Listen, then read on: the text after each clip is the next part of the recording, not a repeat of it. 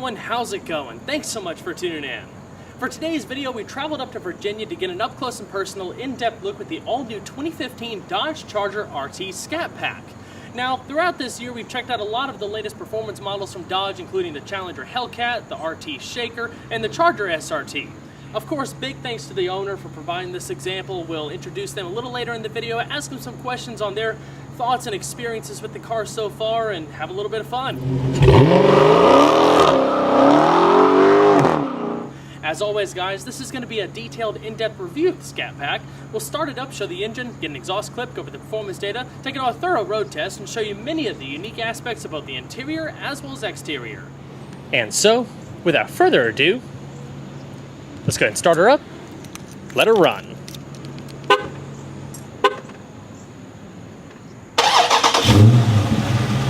Remote start does come standard.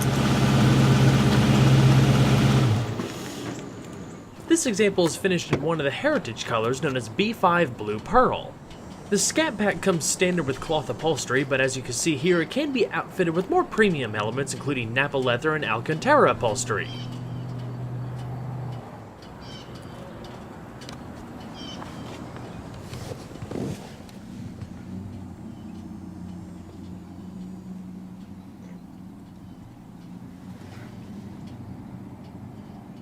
In order to start, just make sure you have the key fob within the interior, put your foot on the brake, and then hit the dash mounted button to go.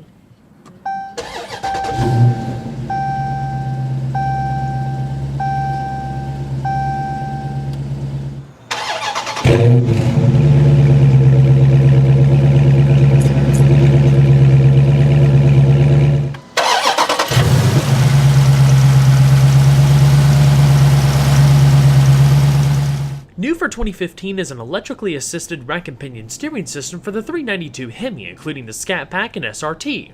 Only the Hellcat retains a traditional engine-driven hydraulic pump.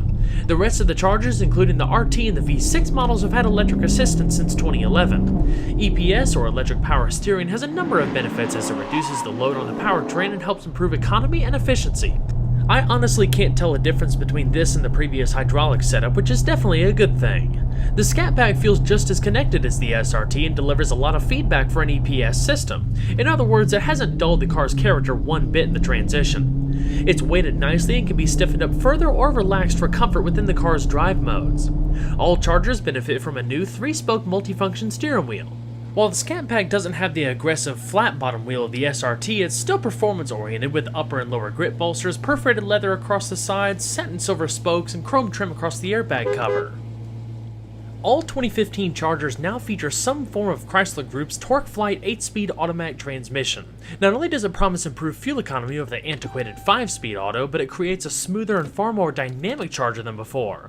The Scat Pack carries the more robust 8 HP 70 gearbox, also shared with the RT and SRT. Along with the new transmission comes a new non-gated housing and a retro-inspired T-bar electronic shifter that incorporates a bit of padding on top. Also standard is an electronic limited slip differential with auto stick manual shifting. To shift the transmission manually, you simply use the selector below or tug on the aluminum steering wheel paddle buttons. It's capable of delivering impressively quick 160 millisecond shifts with automatic rev matching. Those shift times are but a mere 10 milliseconds greater than the dual clutch unit found in the Nissan GT-R. It's one of the quickest shifting conventional automatics I've ever driven. Like the SRT I tested earlier this year, you also have the performance pages and various driver adjustable settings, but because this is an RT Scat Pack, you don't have the aggressive SRT style car on the little instrument cluster there. It's just a regular RT. The gauges, they're not quite as many of them, but you still have all the same features and functionality, including all the various performance timers, lateral G sensors, the various engine parameters, so it's still a very cool system and highly detailed. Only when you compare the systems side by side do you really start to notice some of the subtle differences, like the welcome screen and the little auxiliary gauges. If you go to performance control, that's where you can customize various vehicle aspects, including activating launch control, but we'll cover that a little later in the video, as well as a demo. The adjustable settings aren't quite as detailed as the SRT. You don't have track modes, you don't have the suspension adjustments, but you have things for your paddle shifters, traction control, steering, and engine transmission. It'll teach you how to use all of it, what each thing controls, so again, it's very, very cool. You can activate all of that from the infotainment system or the Super Track Pack button on the center console. Sport just puts everything in sport mode by default. For a much more in-depth look at how crazy detailed all the SRT settings are, check out my review via the link in the top right-hand corner of this video. So let's go ahead and flip on the automatic projector headlamps and LED fog lamps. Halogen headlamps are actually standard on the Scat Pack, but the bi-xenon lights are available. Hazards are in the center console. Both front windows are fully automatic and feature laminated glass for improved noise isolation. So let's go ahead and check out the exterior. Upon closing the door, the interior will start to chime to let you know it's lost detection of the proximity key fob. For 2015, the Dodge Charger receives a thorough refresh that brings updated styling, improved technology, greater performance, and new levels of refinement. It features a broad lineup consisting of the base SE, SXT, RT, RT Road and Track, RT Scat Pack, SRT 392, and SRT Hellcat. All-wheel drive is available for the V6 SE and SXT, but it's no longer available for the RT. The RT Scat Pack and SRT Hellcat are two new models for 2015, further expanding the Charger's performance portfolio. The Hellcat, with its 707 horsepower and 204 mile-an-hour top speed, certifies it as the quickest, fastest, and most powerful production sedan in the world. On the more affordable side, the RT Scat Pack is a heritage model that incorporates the 392 Hemi and a few added performance goodies, including unique suspension upgrades, logos, and throwback cues. It starts out at $39,995, which is $7,000 less than an SRT, making it a pretty attractive value for enthusiasts who don't need or desire all the fancy bells and whistles like leather, high-end sound system, or even navigation. Think of it as a more affordable version of the SRT. To option it out like this example though, you'll end up spending closer to $45,000, still making it quite an enticing option when compared to the much less powerful Chevrolet SS. At the end of the day, the Charger is still a family sedan. Properly equipped, it has the soul of a muscle car with impressive overall practicality and efficiency. Adapted for a modern era, the Charger remains one of the boldest and most aggressive vehicles in its class. As controversial as the new styling is, I encourage you to reserve your judgment till after you see it in person. Especially in SRT or Scat Pack form, it looks a bit more modern and somewhat more aggressive than before. Standard Chargers feature a new crosshair grille and LED fog lamps on the SXT and RT. LEDs are also used for the turn signals and daytime running lights. New projector beam wraparound headlamps are standard, bi-xenons are available. The forward-leaning front end is less blocky than before and somewhat similar to the style seen on the new Dart and Durango. The hood doesn't have quite the dramatic lines as before, but the overall package looks well thought out and refined. It really grows on you over time. The front doors are new, restyled with modified scallops that trail into the rear quarters. The roofline tapers off into restyled C-pillars that are pushed further back to enhance the Charger's fastback profile. The tail lamps also wrap around the edges, they're less squared off than before. Overall, the rear end is fresh and modern, incorporating soft LED lighting, repositioned third brake light for the new center-mounted rear-view camera, and a new spoiler option. If you're really liking the SRT's more aggressive styling but don't want to pony up the extra $7,000, you can also get all those cues with the RT Scat Pack, as you can see here. The Hellcat differs somewhat here and there, but overall the Scat Pack, SRT, and Hellcat share almost identical bodies. The most dramatic differences for 2015 include the thoroughly massaged and sculpted body and reworked interior. Since 2011, the silhouettes incorporated an abundance of retro cues, reminiscent to the second-generation Charger of the late 1960s. The unmistakable Coke bottle design, body scallops, full-width racetrack tail lamps, sloping roofline, and vestigial buttresses to either side of the rear glass take you back to 1969. Up front, the robust fascia features a larger air dam below, brake cooling ducts, LED fog lamps, available adaptive cruise sensor, and a large front splitter. The grills are blacked out entirely with a unique mesh upper and lower set, wearing a prominent Scat Pack badge up top. The new aluminum hood features a large NACA duct that directs air straight to the engine bay. The Hellcat receives additional heat extractors. Prominent 392 Hemi badging on the fenders highlights displacement. Across the sides, the side skirts stick out further, highlighting the lower ride height compared to the regular RT. At the rear, the fascia is much more defined, with flared sides and vents that help pull air from the wheel wells to enhance downforce. A modified spoiler graces the deck lid, while an aggressive lower diffuser highlights the 4-inch round tips of the active stainless steel performance dual exhaust system. The Scat Pack receives its own unique wheels for a distinct look amongst the Charger lineup, consisting of 5 twin-spoke 20x9-inch polished alloys with satin black painted pockets. In comparison, they're an inch wider than a normal RT, but half an inch skinnier than the SRT. With the SRT's wider wheels, they're accompanied with wider 275/40 tires for added traction.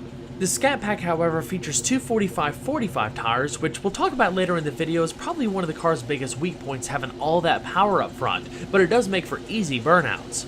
You do have the choice of 3-season high performance or all-season performance rubber for the Scat Pack, allowing the car to hold an estimated 0.9 G of lateral acceleration. For added stopping power, the Scat Pack also comes with larger brakes. While the front brakes aren't as big as the SRT's setup, they still have a ton of bite over a normal RT. The internally ventilated and slotted high-performance Brembo brakes measure 14.2 by 1.26 inches in front, clamped down by fixed 4-piston aluminum calipers.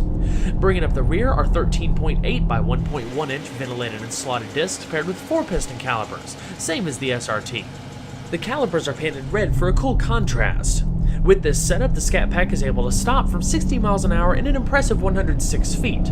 The underbody and front fascia integrates brake cooling ducts for reduced fade under harder use. The fully independent coilover suspension carries double wishbones in front and a 5-link design out back with front and rear sway bars and more aluminum this go around for reduced weight. The Scat Pack does not share the SRT's 3-mode adjustable suspension. Instead, it features exclusive fixed-rate Bilstein high-performance shock absorbers, keeping the ride firm and tight. Unique suspension geometry enhances the car's response to the corners, along with a 0.5-inch lower ride height. Overall length is 200.8 inches with a width of 75 inches and a height of 58.3 inches with a wheelbase of 120.2 inches. It rides nearly an inch taller than the SRT and has a curb weight estimated around 4,400 pounds. 54% of that weight rides over the front. Powering the Scat Pack is an SRT-derived 392 cubic inch or 6.4 liter Hemi V8, an impressive engine that delivers muscle car performance with relatively impressive fuel economy. Unchanged from the SRT, it features a tried-and-true old-school pushrod-operated overhead valve design with an iron block, aluminum heads, port fuel injection, a compression ratio of 10.9 to 1, and 2 valves per cylinder with sodium-filled exhaust valves. Maximum engine speed is 6,400 RPM. It's somewhat hard to notice from the top, but the block is even painted in Hemi orange, a very cool heritage touch. For the 2015 model year, the 392 develops 485 horsepower at 6,000 RPM and 475 pound-feet of torque at 4,200 RPM, representing an increase of 15 horsepower and 5 pound-feet of torque over last year. Taking into consideration the new 8-speed automatic and a boost in power, I imagine the Scat Pack accelerates to 60 miles an hour in the neighborhood of 4.2 to 4.5 seconds, similar to the SRT. Top speed is drag limited to 175 miles an hour. When I tested out the SRT earlier this year, I was able to experience just how awesome this engine was. It's torquey, responsive, and delivers a proper muscle car soundtrack through its dual-mode exhaust system. The owner of this car added a cold air intake, which notably changed the harmonics up front, allowing you to really hear this big engine breathe. All V8 Chargers get a boost in fuel economy for 2015 thanks to the new transmission. It carries an 18.5 gallon tank and recommends 91 octane fuel for maximum performance. EPA estimates now range between 15 miles to a gallon in the city and 25 on the highway, compared to its predecessor's rating of 14 and 23 respectively.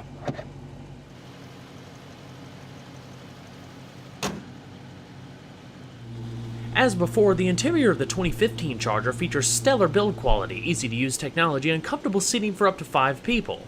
A few key updates include a revised instrument cluster, steering wheel, center console, and seat designs. Satin metal trim can be found across the doors and other key areas of the interior, in addition to the prominent aluminum dash and center console bezels. Just about everywhere you touch, you'll be greeted by soft-touch materials, especially the upper door panels and dash. All of your power accessories, including the windows, locks, and mirrors, are located on the door, in addition to 2-person memory for the driver's seat. While cloth upholstery comes standard, this one features the optional Napa leather Alcantara seats, the same that you would find in an SRT. I also love that the Scat Pack logo is stitched into the backrest, another cool heritage touch. The front seats are fully powered and feature 4-way power lumbar adjustment for both the driver and passenger. They're also firmer and more aggressive than a standard RT, so you have more lateral support up top and down below with big bolsters, but despite being more aggressive, they're still comfortable. They have the heated and ventilated portions of the perforated section across the middle, adjustable headrests, and seatbelts. There's side curtain airbags everywhere, a whole host of available safety features, and even a driver's side knee airbag. The front floor mats feature the Dodge logo and an all-weather portion for the driver's side, not to mention red accent piping. A manual tilt telescoping steering wheel comes standard, but a power tilt telescoping heated option is also available. Your lighting and interior ambient lighting switches to the left-hand side of the steering column. The headliner is all black with padded pillars, and a sunroof is also available. Across the passenger side, you have a locking glove box, two-tier design with some soft touch material and illumination. When I covered the SRT earlier this year, we went into great depth with all the interior electronics, features, available options, and how they all work. The Scat Pack is pretty much identical aside from the various drive modes like I talked about earlier and the subtle variations of the instrument cluster. You still have a generous list of standard features, excellent ergonomics, and so much more. For a complete overview, check out my Charger SRT review via the link in the top right hand corner of this video. In that other video, we're also going to be talking about other various aspects of the vehicle such as backseat and cargo space. So let's go ahead and see Asia's sounds, both static and on the road.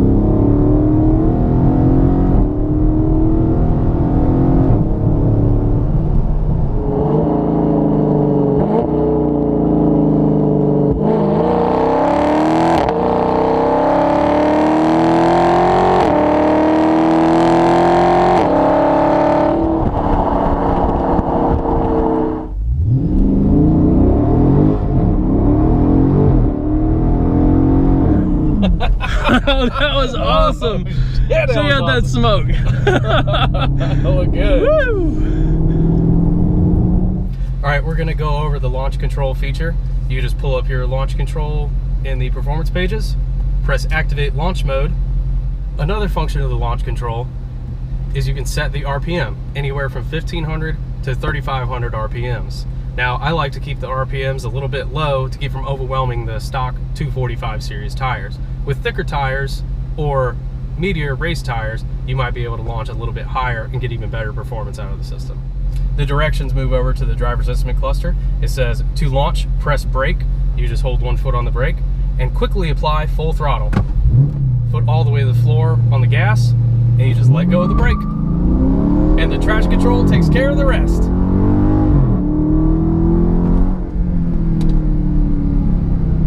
It's as simple as that.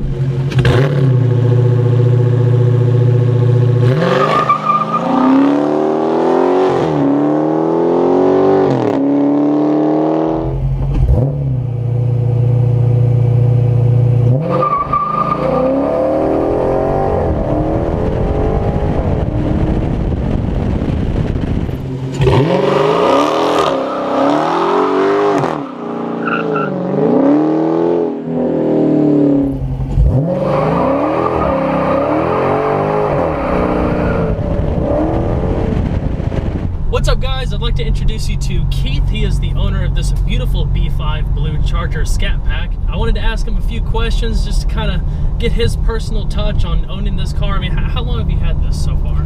I've had it since April of this year. I have what, about 6,700 miles on it. It's my daily driver. I drive it every day to and from work, dropping the kid off at preschool, groceries, and a little bit of fun in between. Everyone is just the sum of their experiences, and one of the big influences on my life growing up was muscle cars and performance cars. And my dad has been a dyed-in-the-wool Mopar guy since before I was born. And looking at his beautiful 1970 B5 Blue Charger for my entire life, when I heard that Dodge is coming out with not only an updated 2015 Charger, but 8-speed automatic, getting away from the old 5-speed that I had in my Magnum RT. And I have in my 2012 Charger RT. Yes. And not only that, but it would also be offered in B5 Blue, a color which has a lot of heritage from the Dodge name. It was an easy decision. What about, I mean, the Charger versus the Challenger? Obviously, the Challenger is based on a modified version of this, and it's still a pretty big car for a two-door. I mean, it's got a pretty usable back seat. I mean, was it just the practicality aspect, or was it the fact that you just wanted a Charger, period? I definitely wanted the 4 doors, being a family man. I wanted the option to take multiple people on a road trip. Now, I do know that the Challenger is a very roomy car, but I just thought the 4 doors would be great for getting a child in and out. I absolutely love this car. I tested out the Charger SRT earlier this year, and just fell in love with the new Charger lineup. It's a fantastic value for what you get. It offers good performance, not just performance, like classic American performance, a huge engine up front, just tire smoking ability, and it handles itself pretty well around the corner. The car has many strengths. Obviously, the brakes are Brembos. They're smaller than the SRT brakes, but they're still 4-piston up front, 4 or 2-piston in the back. I don't remember, but they have really good braking ability, a really good pedal. The ride is comfortable. It's got fixed rate Bilsteins as opposed to the adjustable suspension the SRT has. And it's a very comfortable midway between performance and comfortable ride. The engine obviously is a huge strength. It's a 392 6.4 liter, a huge V8 engine for our time. It's got a lot of torque, and with a lot of advanced technology in the engine, such as the adaptive intake manifold, which opens or closes or shortens or lengthens the runners depending on the RPM that you're at, along with the multi-displacement system that can cut off cylinders. You actually get pretty good gas mileage in it. I see regularly high 20s and up to 30 miles per gallon on the highway with cruise control activated. As far as the weaknesses, the biggest weakness of the car, absolutely the small tires. It has 20-inch by 9-inch rims, and it comes from the factory with 245 series tires. Now, ideally, a car this big with this much torque and this much power would have 265s, 275s, something like that, a little bit more rubber to handle the performance. Yeah. But I feel that the 245 tires were probably a cost-saving feature by Dodge in order to get the SRT performance down to the RT price level. So obviously in my SRT video and all of the other new Chrysler Group vehicles that I've put up lately, I've talked about how awesome I think the Uconnect system is, just because of its ease of use. I mean, good ergonomics, the icons are easy to see, the graphics are really good, and there's, I mean, not any lag to it hardly that I've noticed. Just a little bit when you go in between the performance pages and stuff, but I mean, not enough to even matter. I mean, so this is the first time you've had this type of setup in a car. I know you had a Pontiac GTO before, which is sweet, by the way. Very old school. So what do you think about the Uconnect? As someone who has previously, the newest car I had was a 2007. I had a 2007 Dodge Magnum, but I've had many cars before that, and this was my first car with a touchscreen infotainment system, and I was a little nervous about it. I've heard horror stories about infotainment systems, and I really didn't want it to spoil the experience, and I was very pleasantly surprised. It was a snap to get used to. Many of the functions in the infotainment system in the Uconnect have redundant knobs below, so you don't have to dig through menus while you're driving if you don't want to. You can just adjust the fan, cool or hot or whatever. Also, there is not a whole lot of menu really, so if you want something, you don't have to go through a bunch of menus, scroll through and find it. There's a radio, a phone button, the climate controls, the seat heater controls, and the navigation. And under all of those icons, it pulls up a big screen that has everything you need in one spot. So there's no scrolling up and down. It's just very intuitive, very responsive. Everything is right where you want it to be. Because a lot of manufacturers are starting to use more smartphone-like technology, like the swiping, the pinching features, and everything like that. I think the Uconnect is good just because it's advanced in a way that it offers all of the connectedness that people want this day and age, but it's not in the simplest way. It's not complicated. It's not distracting when you're going down the road. I mean, there are some really nice infotainment systems out there. I mean, BMW, Mercedes, there's a lot of good premium systems out there, but the caveat with that is there's so many more features applied to it, just being a more expensive vehicle and all that, that it can tend to be a little bit complicated, I think. So if you're a novice, if you're like in the Dodge brand, you're looking to step up, and like Keith, you're have a little hesitant feelings about it, don't, because you'll pick up on it like that. Very, very user friendly. So one of my favorite things about the new Charger, I mean 2011 through 2015, and I'll talk about this in a 40,000 mile update review that I'm going to shoot of my 2012 RT.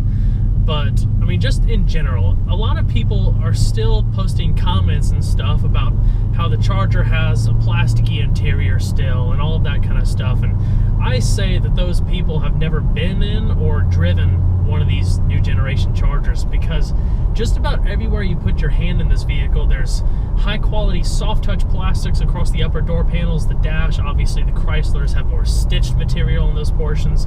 There's high quality synthetic leather across the doors, and some genuine leather in certain parts, especially the optional Napa leather and Alcantara that you have in this particular vehicle. Like, what are some of the other like specific things that you've liked about the build quality? Because obviously you had a Magnum, so you got a taste of what the Charger Magnum 300 was like, which honestly was not that great. Like, compared to this, what do you think? It definitely, getting this car, I expected it to be much nicer than my my old Dodge Magnum, but I was really shocked at how much nicer this car was than I expected it to be. The doors shut like a bank vault. It's quiet on the inside. You can't hear road noise. You can't hear the other things going on in the environment. The doors are all triple sealed. The windows are laminate safety glass. Exterior body gap distances are tight. It's well put together. The inside, everything is soft. Again, thank you so much, Keith, for bringing me up. It was a pleasure driving this car. I know there weren't any press cars available. There's no dealer stock available, so I really didn't think I was going to get a chance to drive this car. I've driven like all the other ones with the various engines and stuff, but this is the only one I hadn't done. So now, check that off the list. But I really like this car. I think it's a good value combining the SRT and the regular RT in a pretty cool package with some extra heritage coolness and all that kind of stuff. So thank you so much again for allowing me to experience it. I'm really glad we were able to make it happen, Kyle. I think this car is really cool, and it pays an homage to Dodge's past in a really cool subtle way. Well, everyone, I hope you enjoyed the in-depth look at the 2015 Dodge Charger RT Scat Pack. Be sure to stay tuned next time. There's a lot more where that came from. Take care, everybody.